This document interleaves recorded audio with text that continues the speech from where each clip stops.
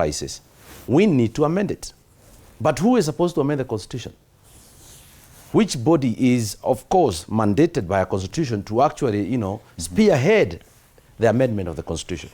So I believe that we've had people who have been mandated by Kenyans to be in charge of their country's affair, which includes proposals thereof of amendment of constitutional clauses that are actually throwing country into a constitutional crisis. But they are not doing it. When we say that the problem of our country is not only brick and mortar in terms of development, you need to talk to us about the fabrics of our country in terms of where do we need to rectify, which includes the amendment of constitutions in terms of wording. Because as you would hear Mitambo tell you, some of these things are wording that we cannot even interpret. It is not that we cannot interpret. And in fact, I'm asking, when we keep on kicking something forward in terms of responsibilities, when is this responsibility going to be done and by who? Some of the changes that we are asking for and agitating for as a country is because of such kind of things.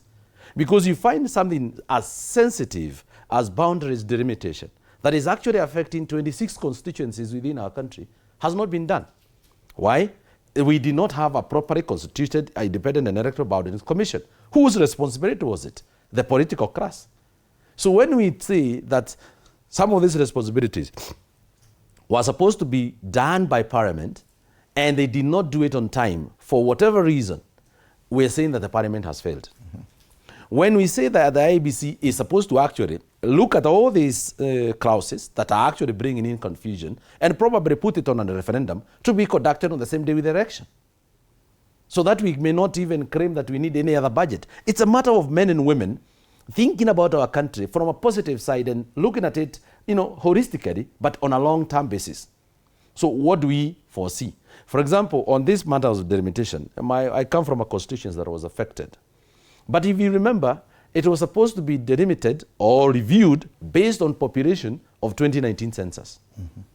Right? So now my constituents are asking very difficult questions. That now that this was charged in court in terms of, there were some, counties that charged that particular population census, are we going to use the same population that was charged? And because the court had ordered, a repeat of census in some of those constituencies, so we are asking, are you using the census of when you have repeated it in terms of 2025, 2026, 2024, where they had been told to do it, or are you going to use the 2019?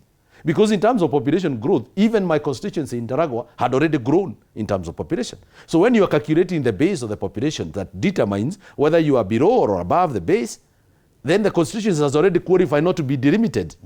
So there was a lot of confusion in terms of the orders for sometimes that comes out of court versus the reality on the other side when an an independent body need to be implemented. But I need to summarize it by saying, I don't think there has been goodwill in most of these constitutional offices holders in terms of working and helping us to get out of these kind of discussions. I don't think there has been goodwill. Because if there had been goodwill, for example, why would someone, the whole of IEBC as constituted, even now, current and before, did they not have the capacity? And I think Senator Mugatana would tell us, you want to tell me they didn't have the capacity to interpret what it is that the Constitution says about when the election should be held, and even calculate. There have been billions of shillings that have been allocated in that commission. So why is it that they were not the one coming out with this and telling us we have a problem here and we are seeking this particular legal process to be able to address this particular matter? They have not come out with it. It took the effort of one Kenyan, Wakili Willis. So he's the one who has been pushing this. And all along, Kenyans were not believing him until the judge pronounced himself in the court. But again, the judge was right to say that as much as this is the correct position of the Constitution, we cannot be able to implement it today because of the obvious reasons. That makes a lot of sense. However, remember the judge have said that as much as I know this particular judgment has been challenged in the higher court, the judge have said categorically that this must be implemented in the next.